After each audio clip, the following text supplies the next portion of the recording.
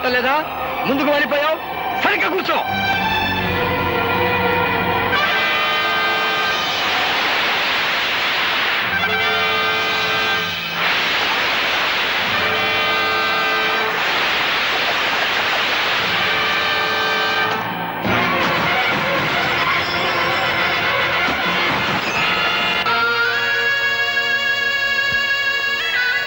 అమ్మా, ఇప్పటికే చాలా ఆలస్యమైపోయింది.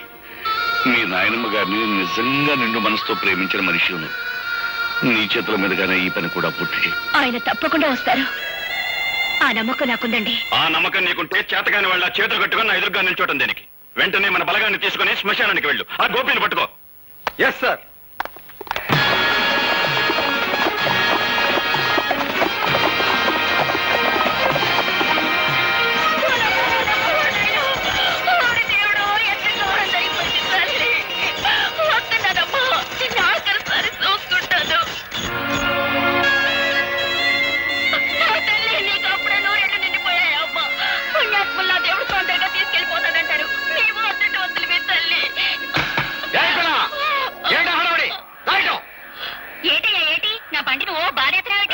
ఏమిటా ఏడుపులో? ఇంతకెవన్నావు? సూర్యచంద్రరావు పంపితే వచ్చాను. అవును, సంస్కారం లేని తల్లికి దాన సంస్కారం చేయడం ఎట్టలేక అదేదో నన్నే చేయమని కిరసనాలు అగ్గి పెట్టేసి పంపించారు. సూర్యచంద్ర గారు మనుషుడు ముందు చెప్పలేదే? కాని కాని తొందర కాని. నన్ను ఆడ చెప్పనిచ్చా? తొందర కాని.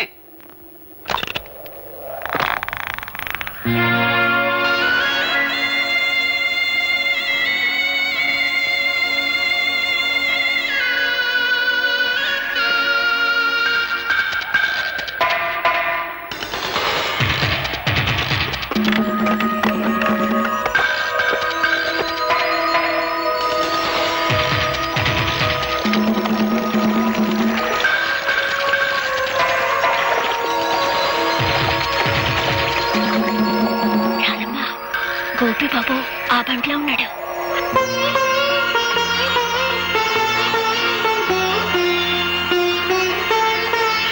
అబ్బాయి పోలీసులు. అట్టమ్మా, అయ్యో అగ్గిపెట్టి బండ్లో మర్చిపోయాను. ఇటు ఇయ్యమ్మా. వద్దండి, ఎవరి చేత్తో తలకొడి పెట్టాలో వాళ్ళ చేత్తోనే పెట్టాలి, లేకపోతే రుణాల బంధం తీరదు.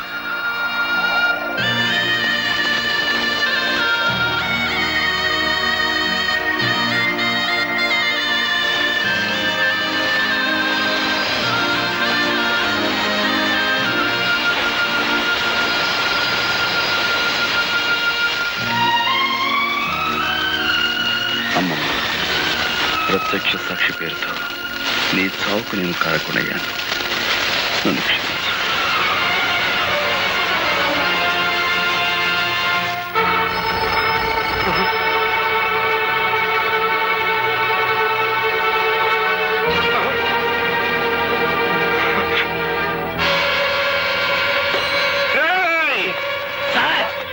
నా ఇంటి చుట్టూ 100 పోలీసులు కాపలా ఉంచుతారని ఆ ఇన్స్పెక్టర్ అశ్రీ గారు చెప్పారా?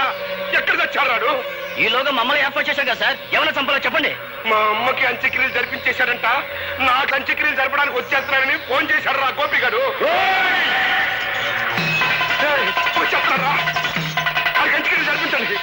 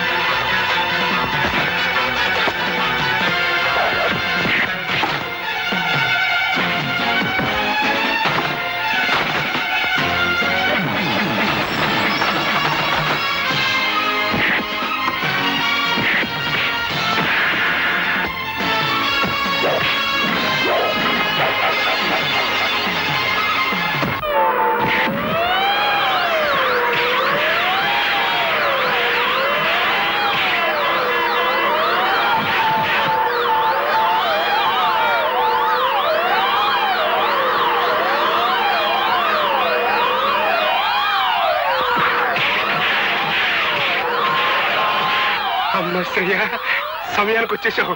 వస్తున్నా.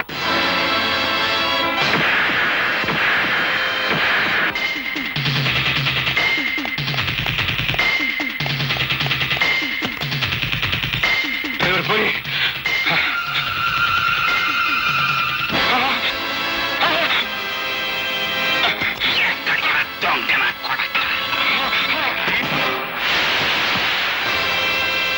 మోసం చెయ్యటం నీకొక్కడికే తెలిసిన విద్య కాదురా.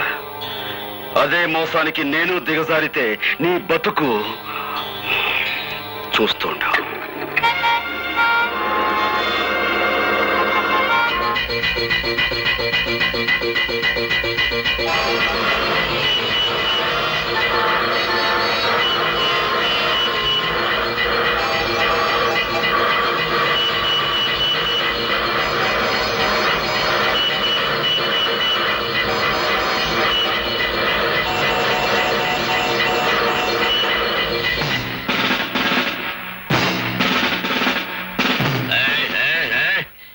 కార్లు మందలుగా వెళ్ళాయి. అవి కదిలేయా? మందలుగా కార్లే కాదు సార్, మందలుగా కాలంలో జనం కూడా ఉన్నారు. కావాలంటే పైకి వెళ్ళి చూడండి.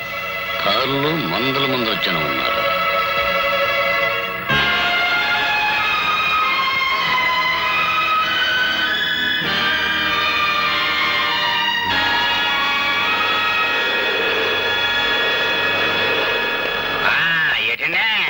వంటశాల మీదకి మిడతల దండి వచ్చినట్టు మీ పోలీసులంతా ఒకేసారి వచ్చారు. ఏమన్నా కిరికిరియా? మిమ్మల్ని అందరూ అరెస్ట్ చేసి తీసుకెళ్ళడానికి ఫుల్ పవర్ తో వచ్చాం. మమ్మల్ని అందరినీ అరెస్ట్ చేయాలంటే ఈ ఊరు జనాభా 7,500, మీ జీపులు 5 సాలం. ఇంతకీ మమ్మల్ని ఎందుకు అరెస్ట్ చేస్తున్నారో చెప్పనే లేదండి. జైల్లోంచి తప్పించుకున్న గోపి మీలో ఉన్నాడని మా నమ్మకం. బాలే కనిపెట్టేశారండి. నేనేనండి గోపిని. మారేసా నేనండి గోపి, నన్ను అట్టుకెళ్ళండి. అబ్బా నేనే గోపిని, నన్ను అట్టుకెళ్ళండి. నేనే గోపి.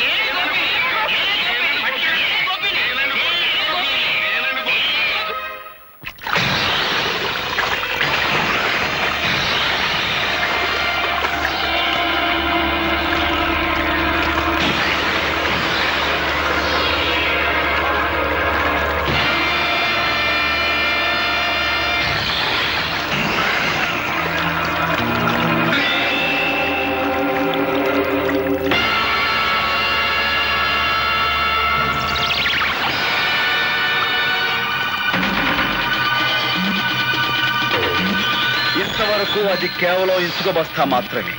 ఈ క్షణం నుంచి అది నీ ఆయుర్దాయం. అందులో నీ ఇసుక కిందకు రావటం అంటే క్షణం నీ ఆయుర్దాయం తరిగిపోతున్నట్టే లెక్క.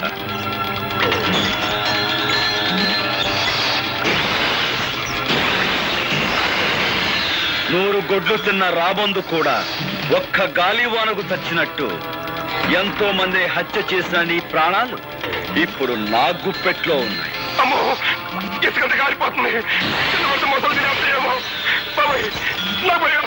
నువ్వు ఇక్కడి నుంచి ప్రాణాలతో బయటపడాలి అంటే నువ్వు చేసిన నేరాల గురించి నీ నోటితో నువ్వే చెప్పాలి. అయితే చెప్పు, మా నాన్నను చంపించావు. నేనే, కానీ ఆ పని చేసి చాలా ఏళ్ళు అయిపోయిందిగా. ఇంకా గొడవ వదిలే. ఆ గొడవ వదిలేసిన ఇంకా 2 హత్యల గొడవ ఉందిగా. పులిరాజును చంపిందెవరు? ఇసుకంత కాలిపోతుంది. ముసలి చెప్పు. బాబోయ్, పులిరాజును చంపిందెవరు? గారి పీక మీద కాలేసి తొక్కి చంపింది నేనే. కానీ అలా తొక్కమని చెప్పింది, నా చేతి తొక్కిచ్చింది ఆయన రచయిగడే. మా అమ్మమ్మని, అదే నీ కన్న తల్లిని. మమ్మల్ని చంపని చెప్పింది, చంపించింది కూడా ఆశ్రయగడే.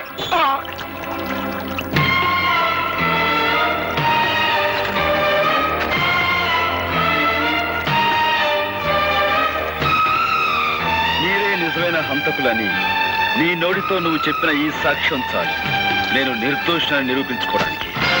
సాక్షికం దొరికిందని సంబరపడిపోక నన్ను నిరికించడానికి నీ తరం కాదు కదా, నీ అమ్మమ్మ తరం కూడా కాదు. This is Assyria.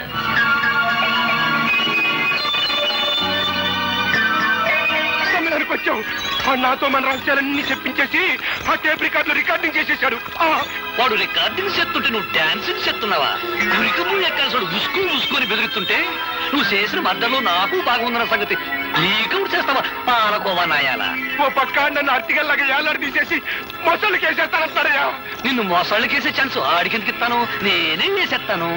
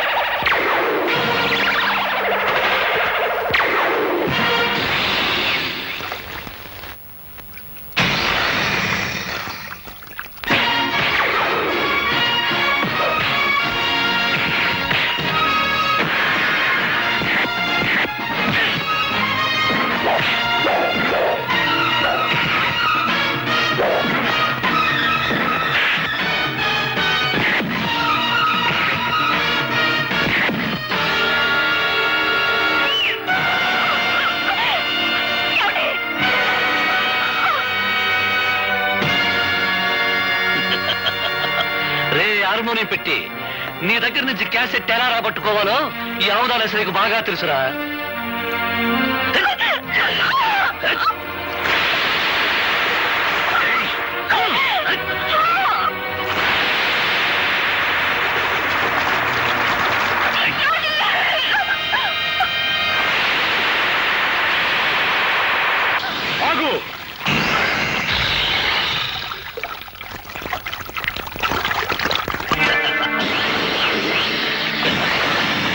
రాజును సంపడంలోను నీ అమ్మమ్మను సంపడంలోను నా హ్యాండ్ ఉందని వాడు చెప్పిన మాటన్ని ఈ క్యాసెట్ లో ఉన్నాయని తెగ సంబరపడిపోతున్నావు.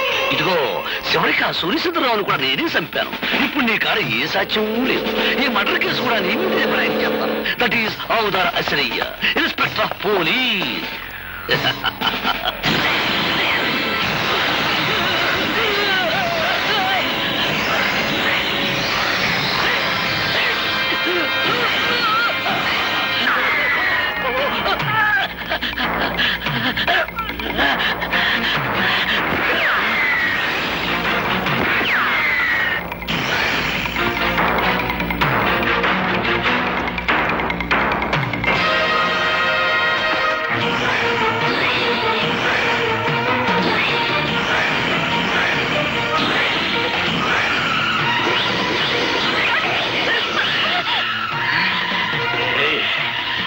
ఎక్కడికి పోతాడు?